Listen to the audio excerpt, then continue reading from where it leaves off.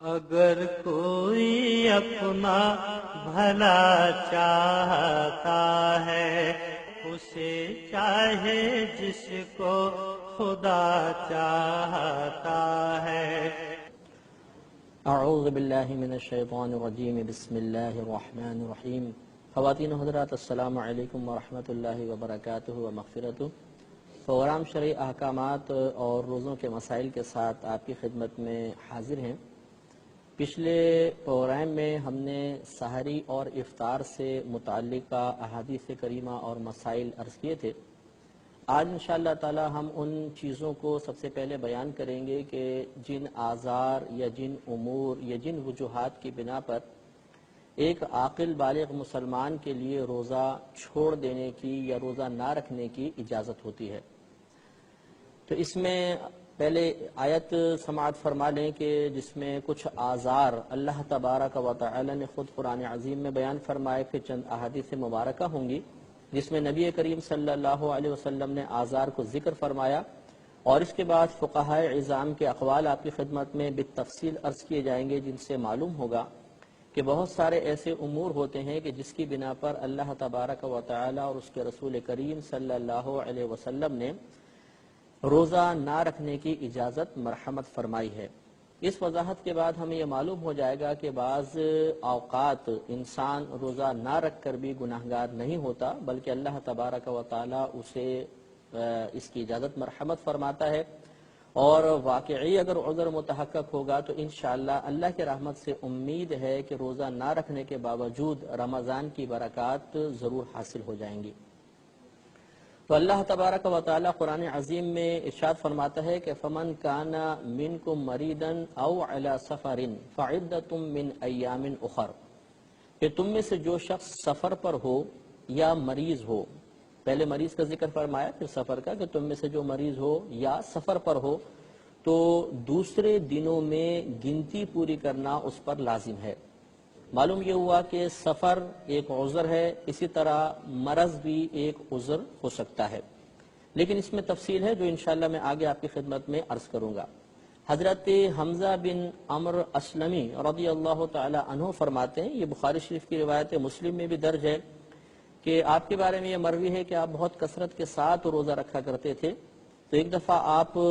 سفر پر جا رہے تھے تو آپ نے نبی کریم صلی اللہ علیہ وسلم سے دریافت فرمایا کہ یا رسول اللہ صلی اللہ علیہ وسلم، میں دوران سفر روزہ رکھوں یا نہ رکھوں؟ تو نبی کریم صلی اللہ علیہ وسلم نے ارشاد فرمایا کہ چاہے تم روزہ رکھو اور چاہو نہ رکھو۔ تو گویا کہ یہاں پر نبی کریم صلی اللہ علیہ وسلم نے بھی سفر کو ایک عذر قرار دے کر انہیں روزہ نہ رکھنے کی اجازت مرحمت فرمائی۔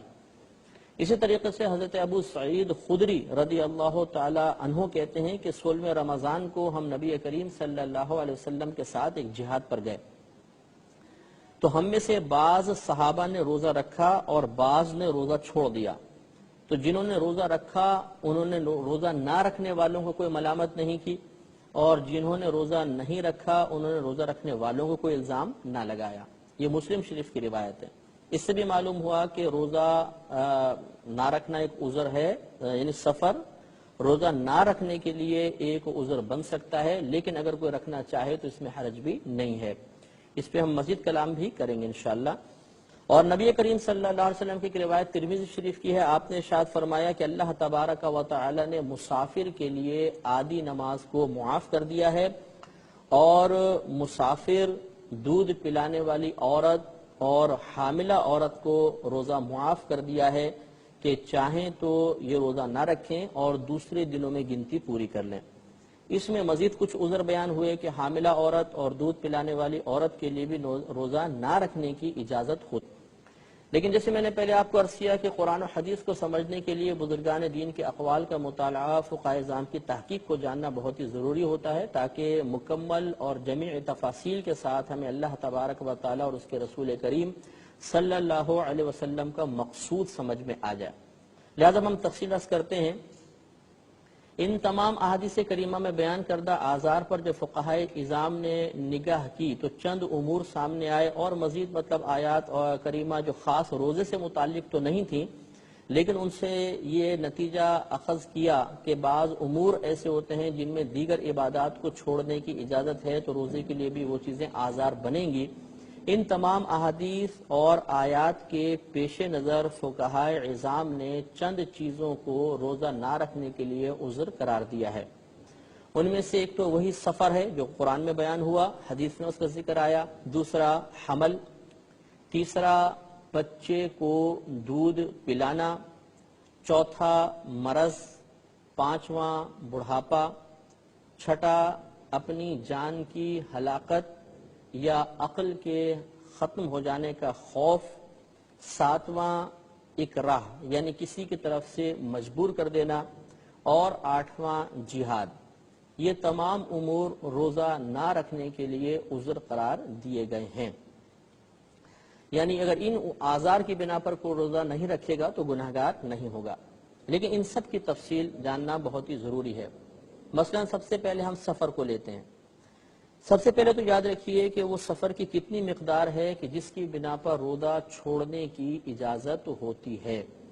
تو وہ مقدار وہی مقدار ہے کہ جس مقدار میں سفر کیا جائے تو اللہ تبارک و تعالی نماز کے قصر کی اجازت دیتا ہے۔ اور یہ شرعی سفر کی مقدار یہ ہے کہ انسان اپنی شہری حدود سے یعنی اپنے شہر کی حدود سے باہر نکلے اس ارادے کے ساتھ کہ وہ کم از کم 57.5 میل دور جائے گا، جو کلومیٹرز میں اگر آپ کریں تو 92 کلومیٹرز 92 کلومیٹر بنتے ہیں، کہ جو شخص اپنی شہری حدود سے باہر نکلا اور ارادہ یہ ہے کہ کم از کم 92 کلومیٹر یا 57.5 میل وہ دور جائے گا تو وہ شرعاً مسافر ہو جاتا ہے۔ اس مسافر کو روزہ چھوڑنے کی اجازت ہوتی ہے، لیکن اس میں تفصیل یہ ہوتی ہے کہ مسافر کو روزہ چھوڑنے کی اجازت اسی وقت ہوگی جب دوران سفر اس کو سحری ملے۔ یعنی مثال کے طور پہ ہم سفر کر رہے ہیں اور اب سحری کا وقت آیا، یعنی رات میں سفر جاری ہے، سحری کا وقت آ گیا، تو اگلا دن چونکہ دوران سفر ہی گزرے گا، اس لیے اب اگلے دن کا روزہ چھوڑنے کے لیے عذر متحقق ہو گیا، اگر کوئی چاہے تو روزہ نہ رکھے۔ اس سے یہ معلوم ہوا کہ مثال کے طور پر آپ ابھی گھر پر ہی ہیں، سحری رات آ گئی، سحری کا وقت موجود ہے اور آپ نے کل دن میں سفر کرنا ہے، مثال کے طور پر 10 بجے 11 بجے 12 بجے آپ کی ٹرین کا یا فلائٹ کا وقت ہے، تو اب یہ جو رات میں آپ کو گھر پر سحری مل رہی ہے تو اگلے دن کا سفر اس روزے کو چھوڑنے کے لیے عذر نہیں بنے گا۔ اب آپ کو سحری باقاعدہ کرنی ہوگی، اگر اور کوئی عذر نہیں ہے تو اگلے دن کا روزہ رکھنا آپ پر فرض ہوگا۔ معلوم یہ ہوا کہ روزہ وہی چھوڑنا سفر میں جائز ہوگا یا اس کی اجازت ہوگی جس کی سحری آپ کو دوران سفر ملے گی۔ اگر سحری آپ کو گھر پر مل گئی ہے اور دن میں آپ نے درمیان میں سفر کرنا ہے تو اب یہ روزہ چھوڑنے کے لیے عذر نہیں ہوگا، یہ سفر روزے رکھنے کی راہ میں رکاوٹ نہیں بن سکتا، لہٰذا آپ نے سحری کرنی ہوگی اور سحری کرنے کے بعد اگلا آپ دن میں سفر طے کریں۔ اب مثال کے طور پر کسی کو یہ مسئلہ معلوم صحیح طرح مسئلہ معلوم نہیں تھا، مثلا اس نے سحری کر لی اور پھر دن میں 10 بجے 11 بجے وہ سفر پر چلا گیا اور دوران سفر یہ گمان کر کے کہ شاید یہ سفر ہے اور سفر میں روزہ نہ رکھنے کی اجازت، روزہ توڑ دیا۔ تو اگر دوران سفر روزہ توڑا، سفر کی بنیاد بنا کر سفر کے عذر کو ملحوظ رکھتے ہوئے، تو یاد رکھیں روزہ اب ٹوٹ تو جائے گا لیکن اس پر کفارہ نہیں ہوتا، اس کی قضا رکھنی ہوگی، کیونکہ یہ سحری ان کو گھر پر ملی تھی، روزہ رکھنا فرض تھا۔ اب دوران سفر روزہ توڑا تو لازم سے آتے کہ روزہ تو ان کا شروع ہو چکا تھا، روزہ توڑ دیا تو اب اس کی قضا کرنی ہوگی۔ کفارہ اس پر اس لیے نہیں ہوتا کہ یہاں پر ایک عذر ہے کہ اس نے یہ گمان کیا تھا کہ شاید دوران سفر پہلے سے رکھے ہوئے روزے کو توڑنا بھی جائز ہے، تو چونکہ یہ شک پیدا ہونے کی وجہ سے ایسا ہوا، اس کو مسئلہ معلوم نہیں تھا، شکوک و شبہات اس میں داخل ہو گئے، لہذا ایسا کوئی بھی موقع جہاں پر شک ہو شبہ ہو، روزہ توڑنے کا مکمل طور پر اللہ تعالیٰ کی نافرمانی کے ساتھ ارادہ نہ ہو، وہاں پر کفارہ نہیں ہوتا، صرف قضا ہوتی ہے۔ جیسے کہ ہم تفصیل انشاءاللہ ان چیزوں کے بیان میں بتائیں گے آپ کو کہ جن چیزوں سے صرف قضا لازم آتی ہے اور بعض صورتوں میں کفارہ لازم آتا ہے، اس بیان میں آپ کو تفصیل بتائیں گے۔ ابھی آپ خلاصے سمجھ لیجئے کہ رات میں اگر سحری ملی تھی، اگلے دن کا روزہ رکھنا ضروری تھا، انہوں نے رکھا، لیکن دوران سفر یہ سوچ کر کہ شاید یہ سفر روزہ نہ رکھنے کی اجازت میں شامل ہوتا ہے، انہوں نے روزہ توڑ دیا، تو اب روزہ ٹوٹ گیا، قضا لازم ہوگی، کفارہ لازم نہیں ہوگا۔ ایک صورت تو یہ ہوئی۔ دوسری صورت یہ ہے کہ رات میں سحری ملی، سحری رکھی، روزہ شروع ہو گیا، دن میں مثلا 12 بجے فلائٹ ہے یا 12 بجے ٹرین کا اپنے ٹکٹ وغیرہ لیا ہوا ہے، اب صبح 7 بجے 8 بجے آپ نے سوچا کہ چلیں جی اب تو میں نے سفر کرنا ہی ہے، تو وہ سفر اس کے لیے عذر بن جائے گا۔ اب آپ نے جان بوجھ کر 7 بجے 8 بجے نے سفر سے پہلے گھر پر روزہ توڑ دیا۔ تو ایک ہے دوران سفر روزہ توڑا، سفر شروع ہو گیا تھا اب روزہ توڑا، آپ کو بتایا کہ اس پہ قضا ہے، کفارہ نہیں۔ اور ایک ہے کہ ابھی گھر پر موجود تھے،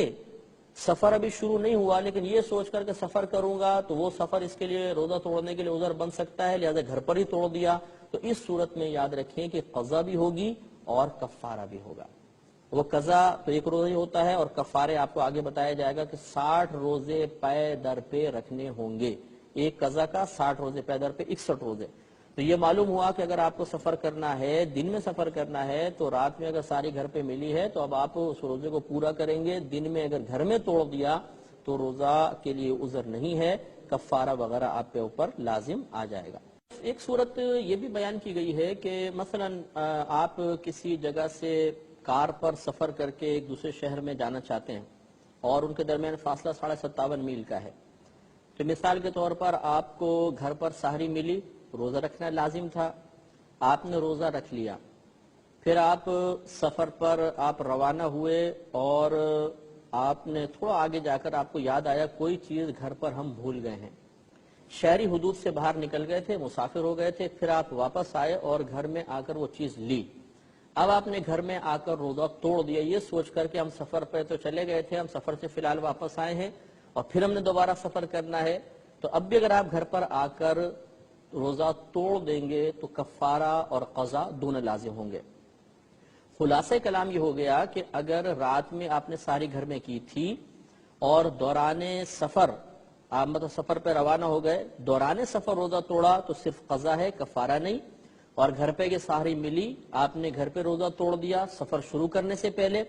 یا روزہ توڑا گھر پر سفر شروع کرنے کے بعد کہ کسی وجہ سے واپس آئے، ان دونوں صورتوں میں قضا بھی ہے اور کفارہ بھی لازم ہوتا ہے۔ ایک بات یہ بھی یاد رکھیے کہ میں نے آپ کو مسئلہ بتایا تھا روزے کی نیت کے بارے میں کہ روزے رمضان کے روزے کی نیت پوری رات میں بھی ہو سکتی ہے، اور اس کے علاوہ اگر کوئی شخص مثلا رات میں نہ جاگ سکا اور اس کی آنکھ کھلی صبح 7-8 بجے تو وہ زوال کے وقت سے پہلے روزے کی نیت کر سکتا ہے۔ یہ بھی تفصیل مسئلہ ہم بیان کر چکے ہیں، لہٰذا اب یہاں پہ ایک صورت یہ ہے کہ مثال کے طور پہ کسی شخص نے سفر کیا، اسے راستے میں سحری ملی، تو میں نے پہلے آپ کو بتایا کہ راستے میں اگر رات آئے سحری راستے میں ملے تو اس کے لیے اگلے دن کا روزہ چھوڑنے کی اجازت ہوتی ہے۔ اس نے سحری نہیں کی کہ میں کل روزہ نہیں رکھوں گا، لیکن معاملہ یہ تھا کہ جس شہر میں وہ جانا چاہتا تھا وہ بہت ہی قریب ہے اور وہ زوال کے وقت سے پہلے اس شہر میں داخل ہو کر اس گھر تک مثلا پہنچ گیا، اور وہاں پر جا کر وہ اس کا مدت سفر ختم ہو گئی، اقامت مثلا کر لی کہ وہاں پہ گیا 7-8 بجے پہنچا، 9 بجے پہنچا اور 15 دن یا اس سے زیادہ ٹھہرنے کی نیت کر لی، یا اپنے آبائی گاؤں یا آبائی شہر میں پہنچا تو مسافرت ختم ہو جاتی ہے۔ وہ کہنے کا مطلب یہ ہے کہ اب سفر کر کے وہ پہنچا، روزہ رکھنے کی نیت نہیں تھی، رات میں سحری بھی نہیں کی، صبح صادق بھی شروع ہو گئی، لیکن زوال کے وقت سے پہلے وہ شہری حدود میں داخل ہو کر گھر تک پہنچ گیا اور مسافرت بھی ختم ہو گئی تھی، تو اب اس پر واجب ہے کہ زوال کے وقت سے پہلے اس روزے کی نیت کرے گا، اگر نہیں کرے گا تو شدید گنہگار ہوگا، اور اس پر مطلب قضا تو پہلے بھی لازم تھی اب بھی قضا لازم ہوگی، لہٰذا اگر بالفرض کو زوال کے وقت سے پہلے شہری حدود میں داخل ہو جاتا ہے، سفر میں روزہ نہیں رکھا تھا تو اب نیت کرنا اس پر واجب ہوگا۔ اب مسئلہ یہ ہے کہ آج کل کے سفر آپ کو معلوم ہے کہ بہت ہی پر آسائش سفر ہے، نرم سفر ہیں، اتنی زیادہ شدت تو نہیں ہوتی۔ ایک سوال لوگ اکثر کرتے ہیں کہ کیا آج کا موجودہ سفر روزہ چھوڑنے کے لیے عذر ہو سکتا ہے؟ کیونکہ پہلے دور میں تو سفر بڑے سخت ہوا کرتے تھے، اس لیے روزہ چھوڑنے کی اجازت تھی، کیا اب بھی اجازت ہوگی یا نہیں؟ تو یاد رکھیں کہ شرعی احکامات بعض ایسے ہوتے ہیں کہ ان میں سبب اور علت کا اعتبار نہیں کیا جاتا، بلکہ حکم ہر دور میں ایک ہی رہتا ہے۔ پہلے سفر کی اگر آپ یوں کہیں کہ پہلے سفر کی مشقت اس بات کا سبب تھی کہ روزہ چھوڑ دیا جائے، لہذا اب وہ سبب ختم ہو گیا تو روزہ رکھنا چاہیے، ایسا نہیں ہے۔ شریعت نے ہر دور میں روزہ کے لیے سفر کو عذر مانا ہے۔ یہی وجہ ہے کہ صحابہ کرام علیہم الرضوان پر جب دنیا کی فراخی ہوئی،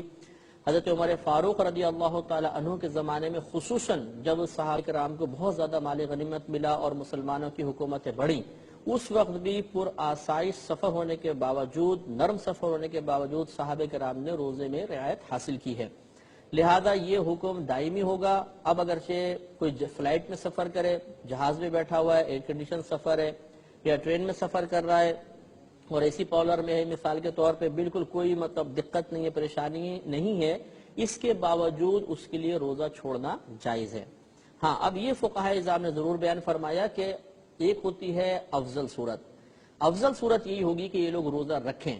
بلکہ یہ فرمایا کہ اگر اپنی آپ کو ضرر کا اندیشہ ہو یا جو ہمارے ساتھ سفر کر رہے ہیں ان لوگوں کے ضرر کا اندیشہ ہو کہ انہیں ہمارے روزہ رکھنے سے تکلیف پہنچے گی، تو ایسی صورت میں روزہ رکھنا افضل ہوتا ہے، اور بعض صورتوں میں اگر انہیں روزہ رکھنے کی وجہ سے اذیت ہوگی تو نہ رکھنا افضل ہوگا۔ تو یہ دیکھ لیں گے کہ اگر روزہ رکھنا یا روزہ نہ رکھنا برابر والوں کے لیے، خود اپنے لیے ان میں سے کوئی باعث تکلیف بن رہا ہو تو اگر روزہ رکھنا باعث تکلیف ہے اپنے لیے دوسروں کے لیے تو نہ رکھیں، اگر روزہ نہ رکھنا بن رہا ہے تو پھر یعنی روزہ رکھنا بن رہا ہے تو نہ رکھیں، نہ رکھنا بن رہا ہے تو پھر رکھ لیں۔ یہ دونوں صورتیں پہ ہم توجہ کر سکتے ہیں۔ آگے ہے حمل کا مسئلہ، آپ کو بتایا تھا کہ دوسرا عذر حمل ہے اور تیسرا دودھ پلانا۔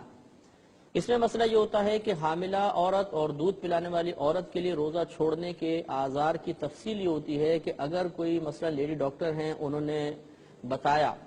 کہ بھئی اگر آپ نے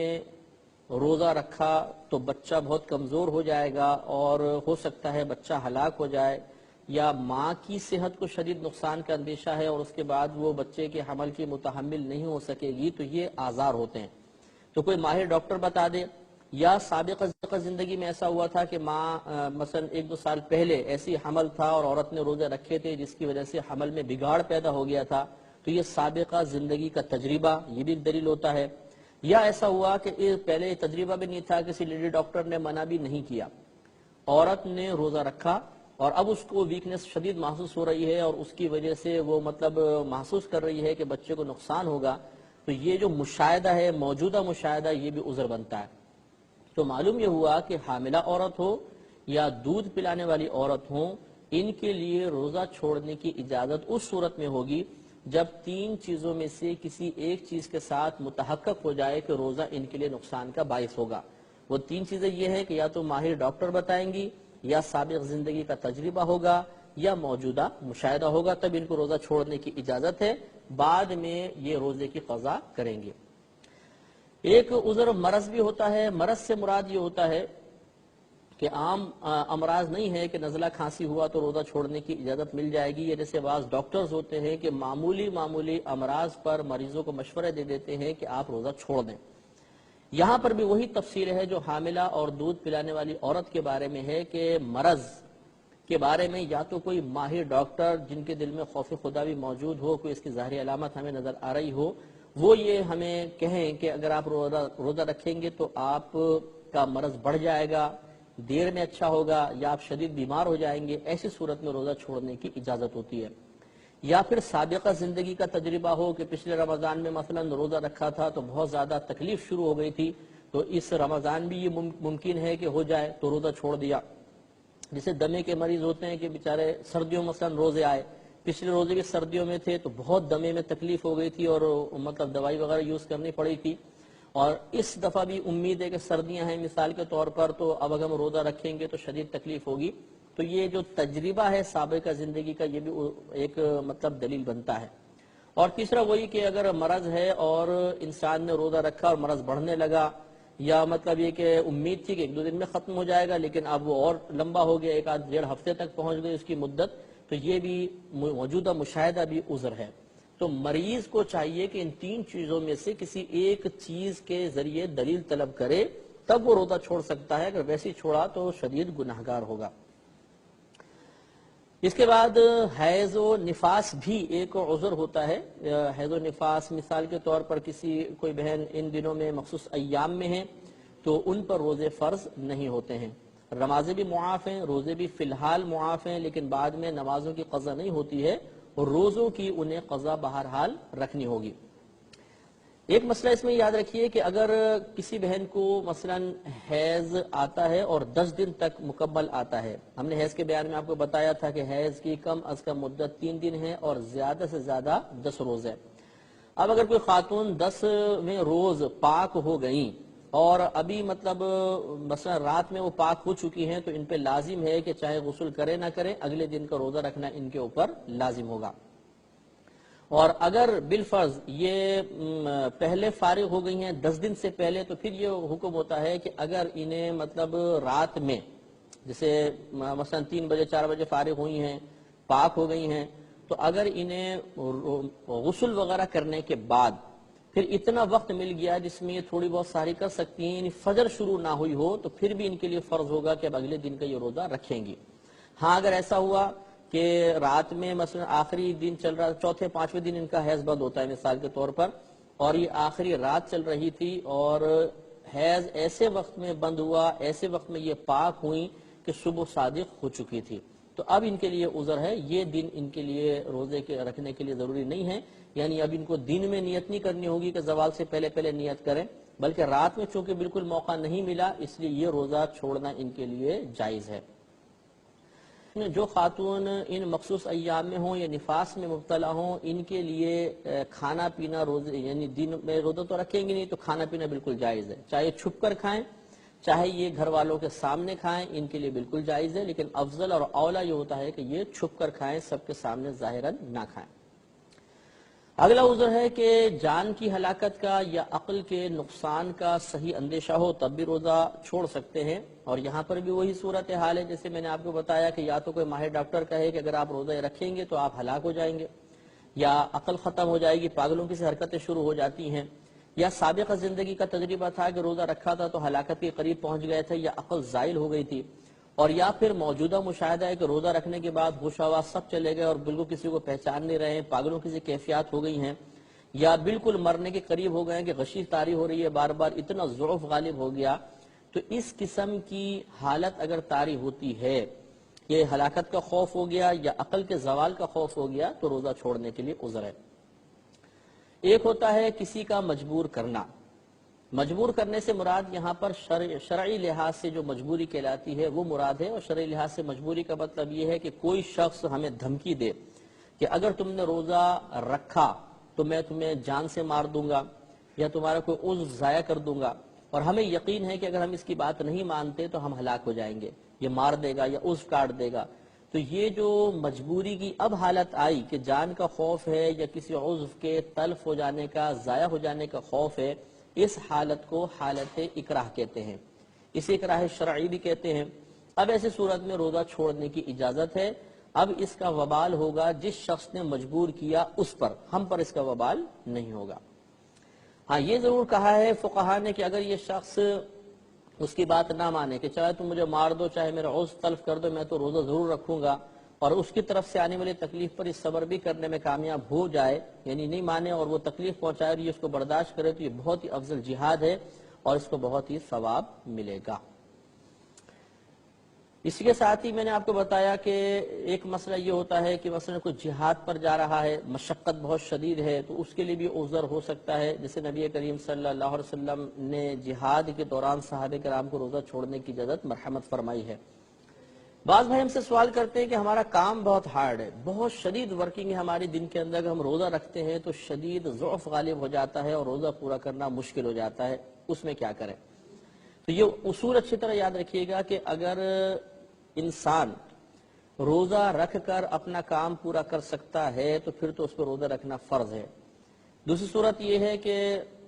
روزہ تو پورا ہو جائے گا لیکن تھوڑی بہت تکلیف پہنچے گی, یہ بھی عذر ہے, یہ بھی عذر نہیں ہے, اب بھی رکھے گا. تیسرا یہ ہے کہ روزہ کام بڑا ٹائٹ ہے اور روزہ بڑے شدید تکلیف پہنچائے گا, اور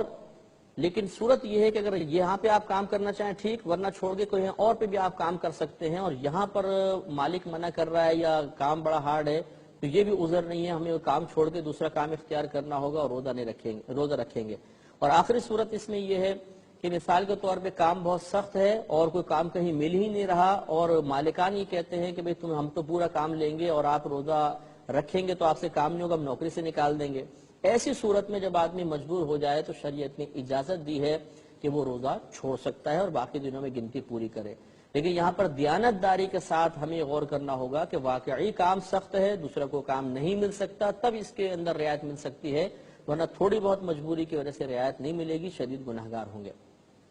اب چونکہ پروگرام کا وقت ختم ہو رہا ہے، انشاءاللہ دیگر مسائل کے ساتھ اگلے پروگرام میں حاضری کا شرف حاصل ہوگا۔ اب آپ ہمیں اجازت مرحمت فرمائیں۔ وآخر دعوانا ان الحمدللہ رب العالمین۔